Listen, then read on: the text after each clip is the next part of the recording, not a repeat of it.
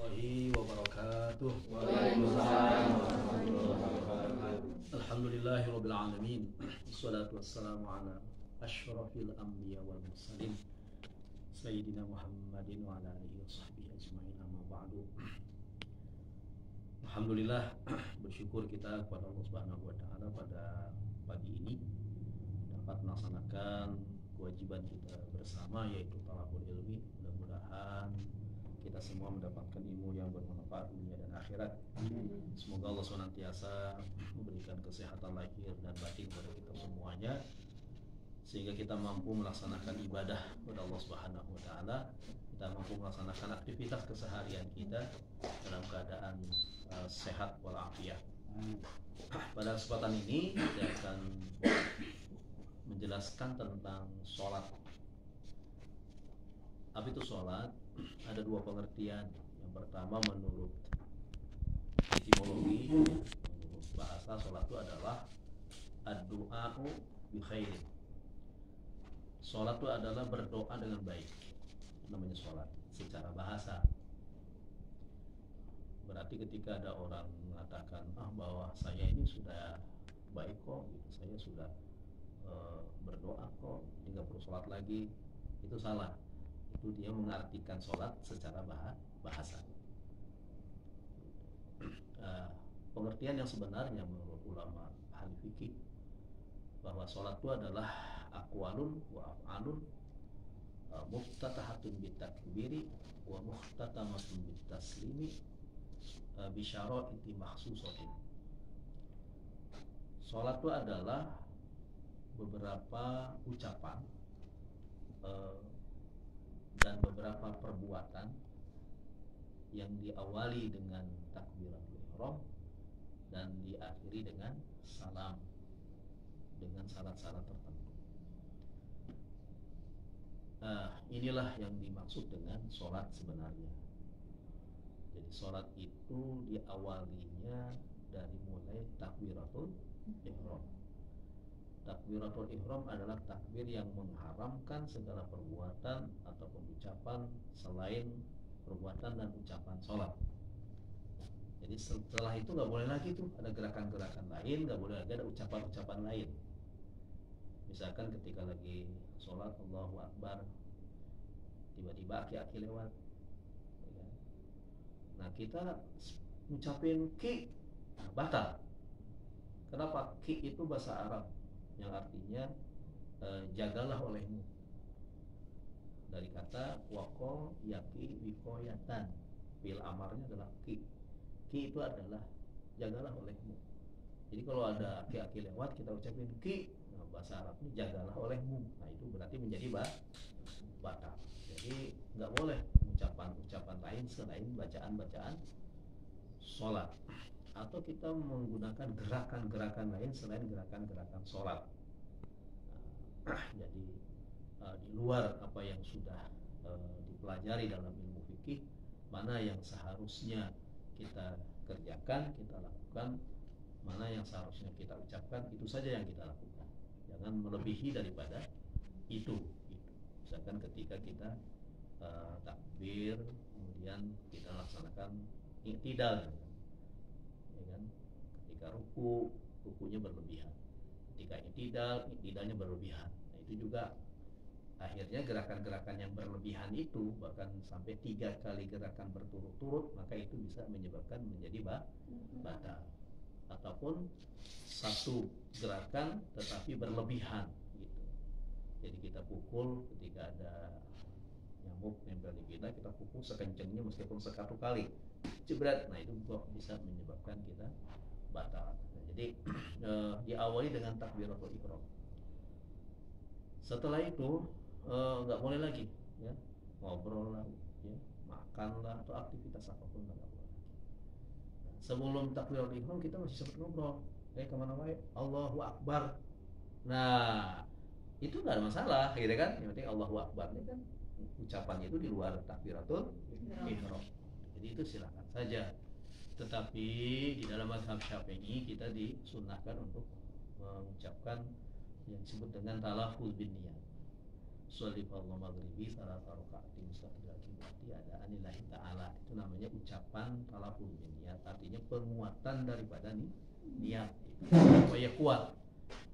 Karena ada orang yang begitu langsung takbir Allah bingung dia suara apa ya nah gitu kan. Tapi kalau dibantu dengan sholli fardhu maghribi salasa raka'atin mustaqbilal qiblati ta'ala, nah huduril qalbi, hatinya hadir, kemudian dia langsung sadar bahwa itu adalah kita sedang melaksanakan sholat maghrib. Jadi kemudian jadi usholi itu adalah hukumnya sunnah. Yang wajib adalah niat di dalam hati kita. Selanjutnya wa muhtatamatun bitaslim, dan diakhiri sholat itu dengan salam. Salam yang pertama, assalamualaikum warahmatullahi wabarakatuh. Ini wajibnya ini. Nah, kalau yang kedua enggak ya nggak masalah. Ya, itu kan adalah hukumnya sunnah. Yang wajib yang pertama, assalamualaikum. Nah, wajib yang pertama ini nggak boleh kita tubuh kita ini keluar daripada kiblat. Jadi begini, assalamualaikum. Nah, ini nggak boleh ini, bisa batal. Ya, kalau kita gerakin tubuh kita. Jadi ini harus lempeng. Gitu. Harus lempeng kita kemana? Ke kiblat. Gitu. Adapun yang kedua, assalamualaikum. Nah, ini nggak ada masalah, udah selesai. Gitu kan. Nah, jadi selesai itu adalah ketika assalamualaikum warahmatullahi wabarakatuh. Nah, selebihnya ada yang mengusap, ada yang tidak, gitu kan. Itu kembali lagi kepada keyakinan. Nah, tetapi saya diajarkan oleh para ulama bahwa kita mengusap bukan persoalan ada ada debu ataupun tanah yang nempel dalam wajah kita, karena kita akhiri dengan baca doa. Allahumma adhhibil hamma wal hazan. Ya Allah, hilangkanlah rasa bingung dan kesedihan dalam wajah saya. Jadi itu doa sebenarnya, bukan persoalan membersihkan kotoran gitu. Jadi tetap kita laksanakan mengusap wajah kita. Ya, kalau nggak tahu bahasa Arabnya tadi silahkan pakai bahasa Indonesia saja. Nah, inilah yang dimaksud dengan sholat. Jadi sholat sekali lagi ini hukumnya fardu ain yang 5 waktu. Fardu ain itu adalah rasa qotol haraju an fi'illah. Jadi nggak gugur kewajiban ya kalau dikerjakan oleh yang lain. Jadi ini kewajiban secara individual. Kewajiban ada 2, kewajiban yang sifatnya kolektif, fardu kifayah. Kedua, kewajiban yang individual. Nah, sholat yang 5 waktu nggak boleh diwakilkan. Dan kondisi apapun itu hukumnya wajib sholat. Selama kita hidup di alam dunia ini dalam kondisi kita sehat, dalam kondisi kita sakit, masih kita mampu bergerak, maka hukumnya adalah wajib sholat dan tidak bisa tergantikan kalau nggak ada uzurnya. Itu ya kan, nanti zuhur ini nggak sholat, apakah digantikan dengan zuhur besoknya? Enggak, karena zuhur besoknya itu kan tanggalnya udah beda lagi, gitu ya. Jadi ingat, dalam kondisi apapun sholat jangan sampai ditinggalkan. Ingat ini, karena menjadi barometer seseorang itu beriman atau tidaknya, dia seorang muslim atau tidaknya, itu diukur daripada sholatnya. Jadi sholat ini hukumnya fardu, ya, wajib untuk sholat yang 5 waktu, jangan sampai ditinggalkan, ya. Karena sholat menjadi benteng kita. Kalau kita nggak sholat, kita sama aja udah ngerobohin agama. As-sholatu imaduddin, sholat itu adalah tiangnya. Faman aqomaha faqad aqomati. Siapa orang yang menegakkan sholat, maka dia sebenarnya sedang menegakkan agama. Faman tarakaha faqad hadamati. Kalau dia kemudian ngerobohin sholatnya, artinya dia nggak ngejalanin sholatnya, sebenarnya dia lagi ngerobohin agamanya. Jadi kita semua saling mengingatkan untuk sholat, ya, dalam kondisi apapun sholat. Kalau nggak mau sholat, tinggal disolatkan. Udah, terserah mau sholat atau mau disolatkan, ya. Jadi mumpung kita masih ada kesempatan, kita lanjut dunia, ya. Sementara kok kita, ya, tahu-tahu si Anu meninggal, ya kan, zaman COVID begini, kan.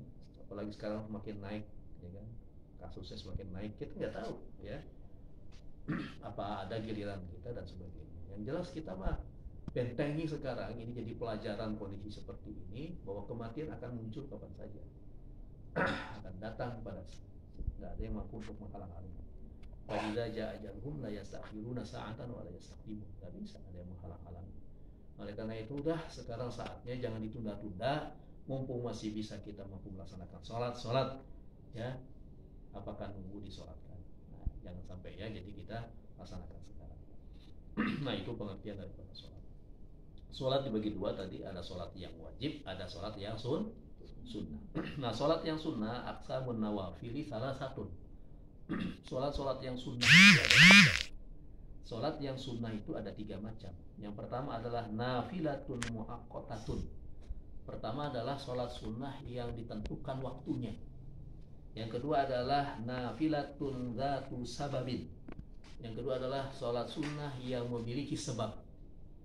Yang ketiga adalah nafilatun mutlaqatun. Yang ketiga adalah sholat sunnah mutlak. Ulangi, sholat sunnah dibagi menjadi tiga. Yang pertama adalah sholat sunnah yang ditentukan waktunya. Yang kedua adalah sholat sunnah yang memiliki sebab. Yang ketiga adalah sholat sunnah mutlak. Sholat sunnah yang pertama, sholat sunnah yang ditentukan waktunya seperti apa? Katarawihi wal witri. Nah, sholat sunnah witir itu dan tarawih itu hanya pada waktu-waktu tertentu. Tarawih nggak boleh dilaksanakan sekarang. Kenapa lu tarawih? Habis Ramadan kemarin enggak, sekarang aja nggak bisa. Karena dia muaqqatatun, ditentukan waktunya adanya nanti di bulan suci Ramadan. Gitu. Jadi kemudian witir. Witir itu adanya di malam hari, jangan witir siang-siang. Siang itu ditutup dengan witir apa tuh? Maghrib berapa? Tiga itu kan ganjil, ya kan? Ganjil berarti di siang dan ditutup dengan witir. Malam juga harus ditutup dengan witir. Bahkan menurut mazhab Imam Hanafi witir hukumnya wajib.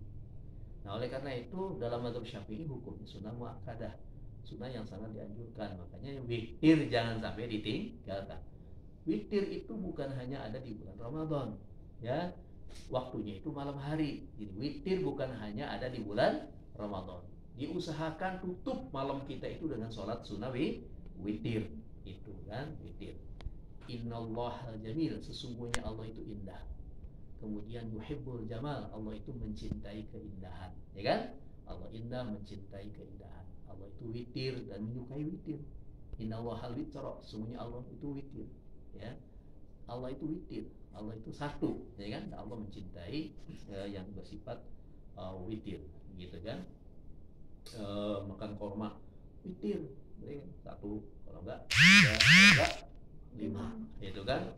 Nah, katanya kalau tidak witir bahkan jadi penyakit gula, jadi gula gitu. Jadi kalau makan korma witir, jadi satu silakan, ahtilu, ya kan? Alima gitu kan? Silakan, ya. Jadi Allah suka yang witir.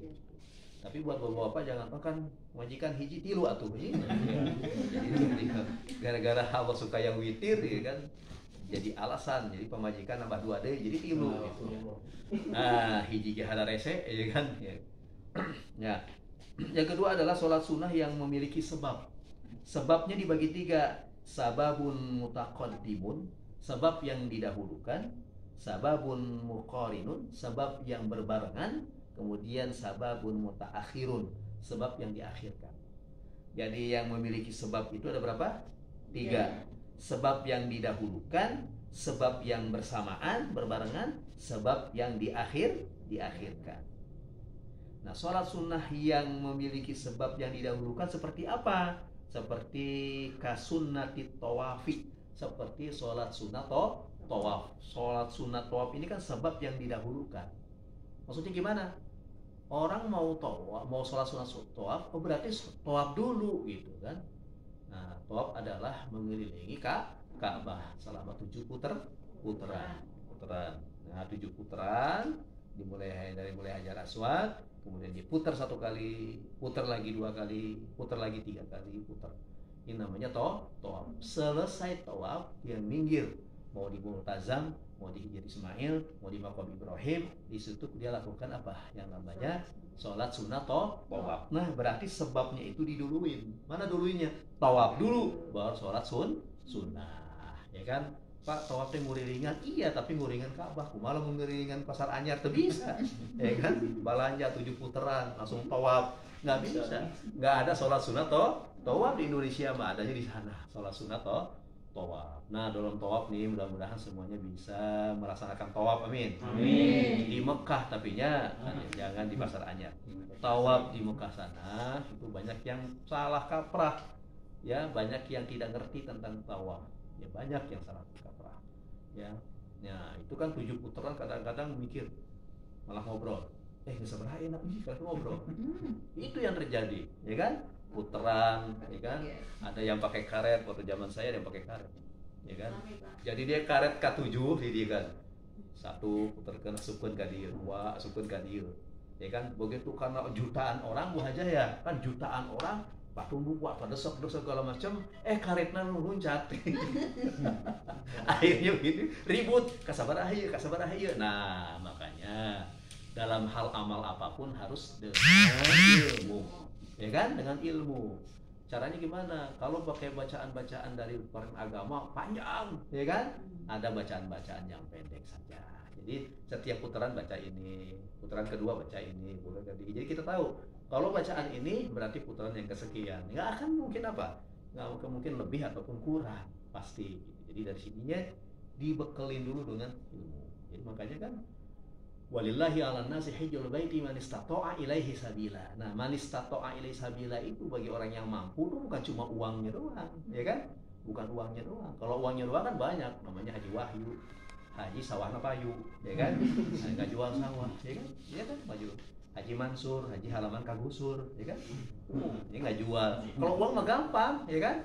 Haji Abidin atas biaya dinas, ya kan? Iya, Haji Abidin, ya kan? Atau Haji Kosasi, Haji Ongkos Menangam Mangasi. Banyak lah kalau kemampuan berdasarkan uang banyak, ya kan? Zaman dulu, zaman Golkar lagi berjaya, namanya Haji apa? Haji Abu Bakar atas budidaya Golkar. Haji Abu Bakar. Jadi pulang dari pergi haji diganti namanya. Lu Haji Abu Bakar ya. Kenapa? Atas budidaya Golkar dulu kan hasil karya. Nah, kalau berpikir kemampuan itu adalah dari uang.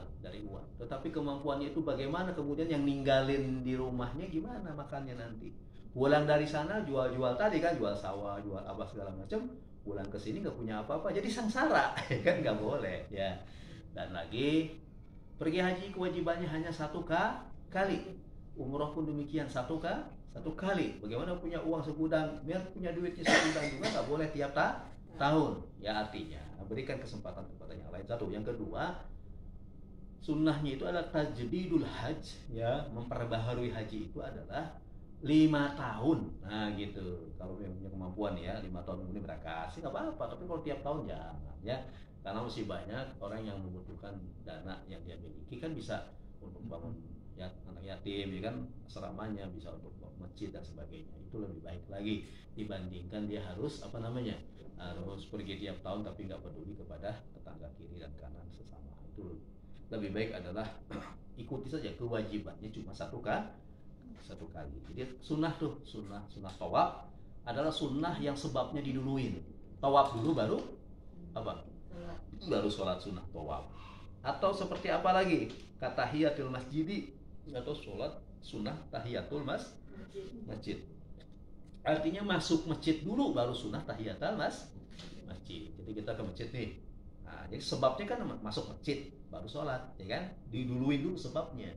Masuk kita ke masjid baru melaksanakan sholat. Jadi begitu kalau kita ke masjid, jangan dulu duduk ngobrol ngopi segala macam, tapi lakukanlah, menghormatilah kita kepada masjid, laksanakanlah sholat sunnah tahiyatul masjid. Sholat sunatan tahiyatul masjid di rakaat ini, ya kan? Sunatan lillahi ta'ala, dah sampai situ dah, ya. Atau lillahi fardhu atau lillahi ta'ala. Enggak usah pakai fardhu, kan sunnah. Usolli sunatan tahiyatul masjid di rakaat ini lillahi ta'ala. Nah, itu dah seperti itu. Masuk masjid. Jadi jangan ngapa-ngapain dulu, ya. Masuk situ sholat sunnah. Tapi beda kalau masuk ke Masjidil Haram, ya, nah, ganti dengan tawaf tadi. Kalau beda ya masjidnya, masuk ganti dengan tawaf, gitu kan. Nah, sunnatil wudu'i, sholat sunnah wudu, ya, wudu dulu baru dia melaksanakan yang namanya sholat sunnah wudu. Masih basah nih, jangan wudu deh 2 jam yang lalu baru sholat sunnah wudu, ya kan? Udah ngopi, udah ngobrol, jangan. Masih basah kemudian sholat sunnah wudu. Kemudian yang kedua, sabab yang bersamaan, ya, artinya disertai oleh sebabnya itu bareng gitu dengan pelaksanaannya. Seperti kalkusufi, seperti sholat gerhana.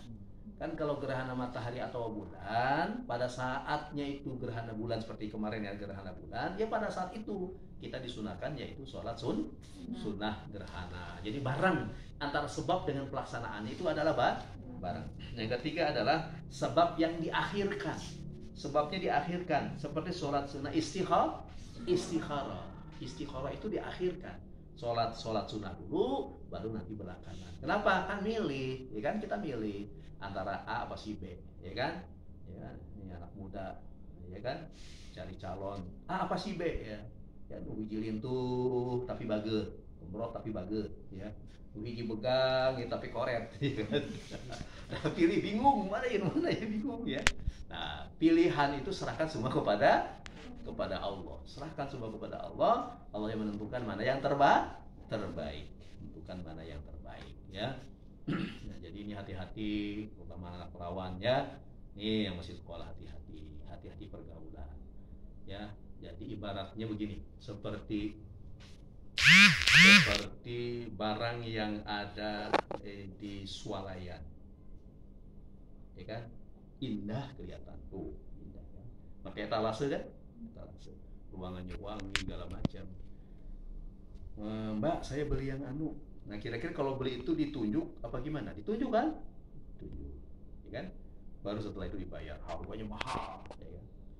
Sekarang gini, seperti barang yang obralan, ya kan? 5.003. Ayo siapa yang mau beli? Ayo silakan, ya kan?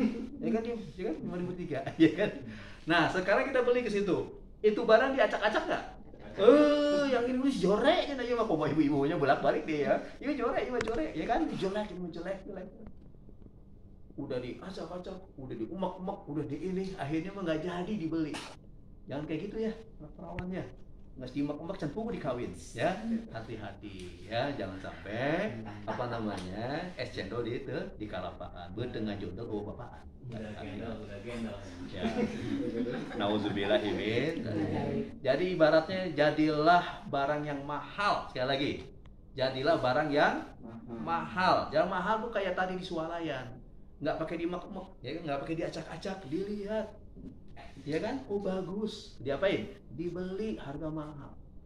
Tapi barang yang tadi di obralan tadi, ya kan? Ya. Udah mah diacak-acak, ya kan? Dibuka, ya kan? Dialungkan deh. Nggak jadi banget. Tuh, ya jangan sampai ya. Hati-hati hidup kita sementara di alam dunia, kesempatan ini untuk ibadah. Ya. Ada 4 hal indah, akan lebih indah ditangani oleh 4 orang. Yang pertama, ya kan? Yang pertama adalah yang pertama orang itu kemudian dia terasa indah ya apabila sesuatu itu dipegang oleh seseorang. Yang pertama adalah amanah. Amanah itu akan indah dipegang oleh banyak orang. Amanah, ya kan? Rasa adil. Tetapi akan lebih indah adil itu dimiliki oleh seorang pemimpin, ya kan? Itu namanya keadilan. Yang kedua adalah taubat. Taubat itu kalau dilaksanakan oleh orang tua. Memang gak ada pilihan lagi ya, selain ke masjid. Tapi bagi orang muda banyak pilihan, seperti ini banyak pilihan, ya kan? Bring ke sana, ya kan? Mojok di sana, nonton ke sana, banyak pilihan. Tetapi kalian memilih ke masjid, itu lebih indah dan pahalanya besar, dan ini adalah calon penghuni surga, ya kan? Kalau orang yang begini, jadi hati-hati kita di dalam bergaul. Ingat dalam bergaul, ya. Jangan kemudian kita sia-siakan masa muda kita. Jangan bahasanya mumpung masih muda, Pak, ya kan? Nike Ardila meninggal 19 tahun lagi top-topnya, ya kan? Mungkin zaman saya masih ingat Nike Ardila, ibu ya, ingat ya. Tapi yang ini bukan ingat dulu ya, 19 tahun meninggal, 19 tahun. Ya. Jadi ini kesempatan kita. Nah inilah kita kembali lagi ke sholat sunnah. Sholat sunnah itu ada 3 macam. Sholat sunnah yang ditentukan waktunya, sholat sunnah yang memiliki sebab yang didahulukan, sebab yang berbarengan, sebab yang diakhirkan. Dan yang terakhir adalah sholat sunat mutlak. Nah, sholat sunat mutlak ini berbeda dengan yang 2 tadi. Tidak ditentukan waktunya dan juga tidak karena ada sebab. Itu sholat sunat mutlak, ya.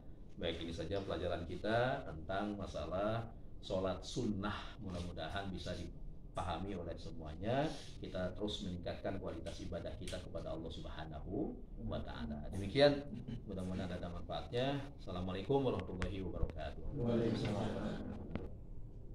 Nah, kalau penutup sholat, jangan sampai sholatnya itu dilaksanakan sudah maghrib. Kan kita masih ada sholat isya. Nah, kalau setelah sholat Umar itu termasuk orang yang mampu, yang beliau katakan beliau selalu witirnya itu adalah di akhir menjelang subuh dia witir. Jadi nanti tutup semua tuh setelahnya. Orang-orang yang bertobat kepada Allah 6 rakaat 2 soal sunat awamil rakaat ini sunat lillahi ta'ala. Soal sunat awamil rakaat ini lillahi ta'ala, gitu aja cukup. Itu sholat sunnah awabin itu dilakukan. Jadi ulama-ulama dulu malah antara maghrib sampai isya tuh nggak ada yang lain selain ibadah. Itu ulama-ulama dulu. Bahkan ada di Tarim dulu di negeri Yaman ada seorang ulama yang selalu menghidupkan waktunya antara maghrib sampai isya. Suatu ketika dia seorang pedagang, jadi siangnya dagang. Nah, ketika dagang itu beliau kemudian mengumpulin uangnya itu hilang, satu kantong hilang. Kemudian beliau umumkan ke anak-anaknya, ke semuanya, siapa yang nemuin kantong abah, gitu kan? Satu kantong nggak ketemu nih, ayo silakan siapa? Akhirnya nggak ada yang ngaku dan nggak ada yang nemuin, gimana gitu kan, bingung. Tibalah waktu maghrib. Nah, waktu maghrib ulama ini kebiasaannya adalah maghrib sampai isya itu nggak boleh diganggu, ada di musola, dia punya musola sendiri. Tiba-tiba ada seorang anaknya datang, bah, nih kantongnya ketemu. Kalau kita mungkin seneng nggak? Seneng banget tuh, satu kantong di kan dua hari. Malah kalau ulama itu marah besar, ya. Dia bilang marah ke anaknya, kamu kan tahu bahwa abah ini kan habis maghrib sampai isya nggak boleh ada yang ngeganggu, ada di musola. Ya waktunya ibadah, kamu berani-berani mengganggu abah dengan urusan dunia. Padahal duit dia kan. Tujuannya bagus tuh anak. Nah, mulai sekarang kamu keluar dari rumah ini, pergi ke sana. Nggak boleh balik lagi 3 tahun. Itu diusir 3 tahun. Ya, 3 tahun juga sembarangan. Maksudnya di pesantrenin gitu kan. Maksudnya nggak boleh balik dulu. Pokoknya diusir. Gitu ya. Gara-gara dia apa? Gara-gara dia ngeganggu waktu ibadahnya. Nah, ulama-ulama dulu tuh gitu. Ya, kita habis maghrib diisi dengan sholat sunnah awwabin. Ya, bacaannya silakan. Pertama mau kuliah, kedua kulhu silakan, mau alam nasyarah, kedua alam taroh silakan, itu bebas. Doanya juga silakan, doa kita masing-masing meskipun ada tuntunan doa tersendiri, itu nanti khusus itu bisa dituliskan. Ada lagi? Ya. Assalamualaikum warahmatullahi wabarakatuh. Pak Jai, saya ingin tahu penjelasannya terkait dengan salat sunat qobliyah dan ba'diyah. Ya. Di sholat asar dan sholat subuh itu sholat sunat ba'diyahnya tidak ada. Ya. Ya. Nah, mohon satu itu penjelasannya. Ya. Yang kedua, hal-hal yang membatalkan sholat itu diantaranya makan dan minum. Ya. Artinya tidak mungkin saya sedang sholat makan. Ya. Lanjutkan lagi kopi, lanjutkan lagi. Mohon penjelasannya itu saja. Ya. Salam. Kaitan dengan sholat, namanya sholat sunnah rawatib. Nanti ada penjelasannya di sini tentang sholat sunnah rawatib. Sholat sunnah rawatib itu ada di level ke-6. Nanti pelajaran minggu depan kali ya. Ada level pertama adalah yang pertama sholat 2 hari raya, itu paling pertama levelnya. Yang kedua adalah sholat sunnah kusuf tadi, ya, kusuf dan khusuf, ya. Kalau kusuf itu adalah matahari, gerhana matahari. Kalau khusuf pakai kha itu adalah gerhana bulan. Itu levelnya tuh. Yang keempat adalah istisqa, sholat sunnah minta hujan. Kemudian sholat sunnah witir, sholat sunnah rawatib, rawatib. Rawatib adalah sholat sunnah yang mengiringi sholat sebelum dan sesudah. Ada yang dibolehkan, ada yang tidak, ataupun diharamkan, ya kan? Nah, ada kemudian ada juga yang sunnah yang muakkad dan ada satu yang ghair muakkad. Nah, penjelasan lebih jauh tentang sholat sunnah rawatib nanti ada penjelasan lebih khusus lagi. Jadi sholat sunnah rawatib itu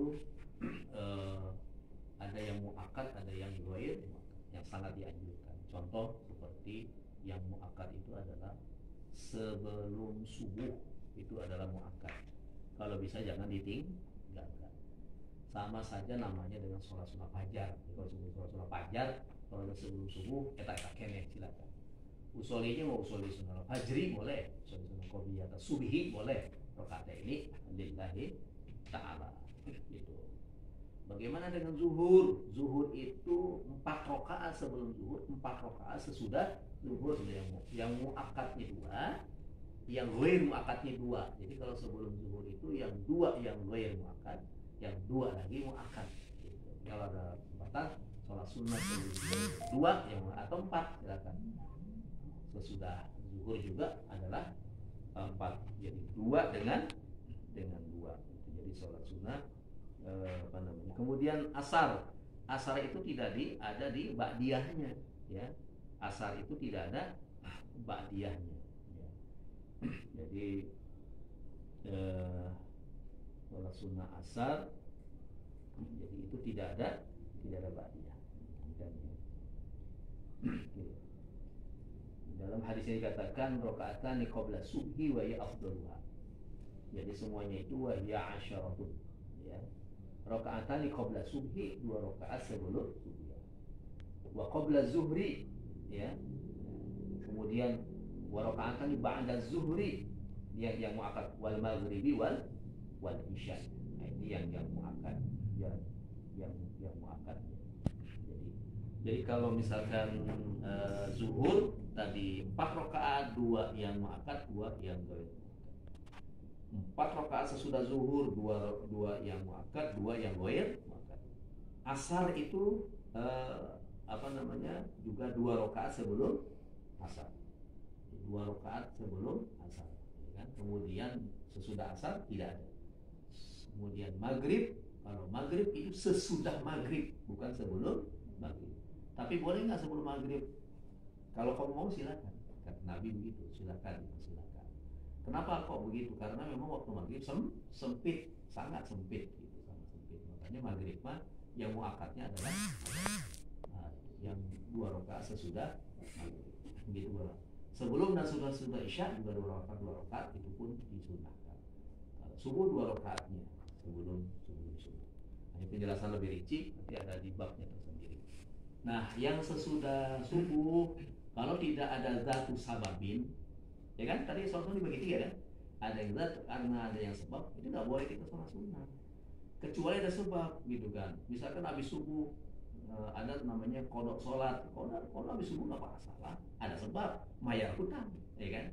Atau sebab ya masuk ke masjidnya kan ada sebabnya kan, laksanakan, gitu kan. Jadi kalau nggak ada sebab, kalau nggak ada sebabnya, nggak ada yang hal yang ini nggak boleh. Tapi kalau ada hal-hal tertentu juga itu dibolehkan. Begitu pula habis apa? Habis asar. Nah, habis asar ini jangan kita lakukan karena kebiasaan beribadahnya orang-orang Yahudi melaksanakan habis asar. Nah, oleh karena itu habis asar jangan juga sama, nggak boleh tidur juga tuh. Nggak boleh tidur habis subuh, nggak boleh tidur habis asar, jangan. Kalau habis subuh ngawariskan karena fakir, ya, mewariskan fakir, nanti rezeki diharapkan susah, ya kan. Nah, habis subuh sampai terbit matahari lah. Kalau ngantuk-ngantuk teuing mah tahan sampai dengan terbit matahari, tidur gitu kan. Tapi kalau habis subuh jangan, nggak boleh tidur habis subuh, nggak boleh tidur habis asar. Kalau tidur habis asar mempengaruhi kepada kejiwaan, ya, mempengaruhi kepada kejiwaan. Ya, akhirnya ujung-ujungnya gila, gitu kan, ujung-ujungnya karena bikin pusing dan sebagainya. Ini sudah diteliti oleh para ahli kejiwaan. Jadi ini kalau dulu di pesantren mah ulah sholat ba'da asar sama ngawajin karena gelo langsung begitu ajarannya kan. Tapi setelah dipelajari sebenarnya mengganggu kepada kejiwaan gitu kan, di koslet ya kan, nggak boleh tidur ba'da asar, nggak boleh tidur ba'da subuh, nggak boleh tidur.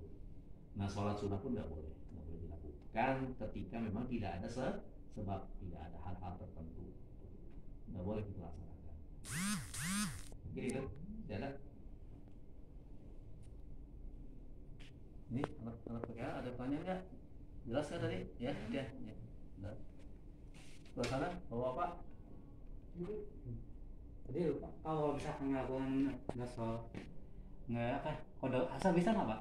Kalau apa? Kode asar bisa nggak kode asar? Kode asar. Sholat asar tapi kemarin teh lupa di kode gimana sih?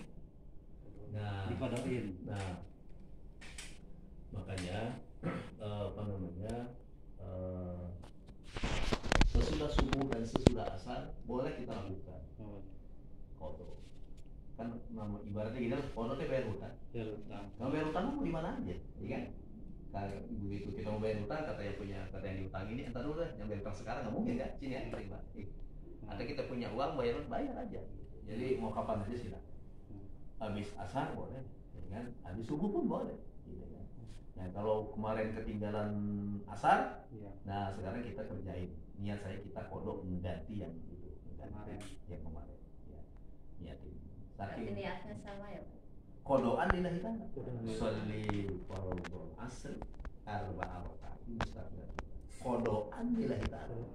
Bukan adaan. Kalau adaan itu adalah sholat yang ada, yang pada waktunya. Sering asar ketinggalan. Data udah mau maghrib. Jadi sekarang mah diupayakan untuk tidak ketinggalan, ya, untuk ketinggalan. Artinya kita pentingkan, ya ingat, ya bahwa sholat jadikan sebagai sebuah kebutuhan, bukan sekedar kewajiban. Kalau sekedar kewajiban akhirnya dia ada keterpaksaan, gitu kan. Tapi jadi kebutuhan gimana sih, kayak makan, kita butuh makan kan, mau nggak mau kita harus makan kan. Nah ini jadi kebutuhan kita. Yakin orang yang tepat waktu sholatnya, rajin sholatnya, Allah mudahkan semua urusannya. Yakin itu, bukan kata saya, tapi kata Al-Quran sendiri, surat At-Tolak ayat 2. Wa may yattaqillaha makhraja. Ya, barang siapa yang bertakwa kepada Allah, makhraja, berikan jalan keluar. Ya, wa yarzuqhu min haitsu la yahtasib. Allah akan berikan rezeki dari jalan yang tidak disangka-sangka. Kalau sholatnya nggak pernah ketinggalan, tambah lagi apalagi sholat sunnah dan seluruh amal-amalan kita lakukan, jauhi dari perbuatan maksiat, maka rezeki kita ada aja, kan? Dan orang makan pengennya mah di mana dibutuhkan ayah gitu kan. Ya, kalau berlimpah juga bingung kan, karena dituntut, ya kan? Dituntut banyak hal, kecurigaan orang segala macam, jadi kan mah, ya kan? Begitu waktunya Allah cukupi. Itu yang paling penting. Nah, caranya gimana? Kita jangan pernah pertama ninggalin sholat, kondisi apapun. Jangan ada istilah-istilah terlambat lagi. Jangan ada istilah-istilah apalagi mencoba untuk meninggalkan sama sekali. Kalau bisa jangan, itu harus dipentingkan gitu, dipentingkan. Ya, karena ini yang akan dihisab. Awwalu ma yuhasabu bihil abdu yaumal qiyamah as-shalah. Awwalu ma yuhasabu, ya kan? Awal yang pertama dihisab seorang hamba itu nanti pada hari kiamat adalah sholat. Jadi sebelum nanya puasa kamu gimana, ya kan? Zakat kamu gimana? Sedekah kamu gimana? Pertanyaan pertama, sholat kamu gimana? Nah, pertanyaan pertama, sholat saya selesai. Baru pertanyaan kedua, gimana ibadah kamu yang lain? Bagaimana perlakuan kamu kepada istri? Bagaimana perlakuan kepada anak? Bagaimana perlakuan kepada sesama? Bagaimana perlakuan kepada anak buah?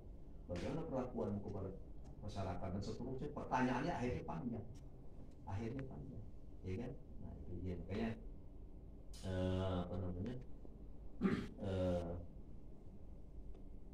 ini masih ada waktu ya, habis ya? Jam berapa? Bulan. Nah, masih ada. Nanti insya Allah minggu depan kita lanjutkan pembahasan tentang sholat sunnah. Ini tadi pembahasannya sudah jelas. Manfaatkan ini dengan baik, supaya setiap Jumat kita kumpul, ya kan? Kita kumpul, ya kan? Kita saling berbagi, kita saling menasehati dalam kebaikan, supaya kelurahan ini berkah. ya kan? Kurang berkah, kita semua saling menjaga dari perbuatan maksiat. Jaga dalam ibadah kita. Terima kasih. Assalamualaikum warahmatullahi wabarakatuh. Waalaikumsalam warahmatullahi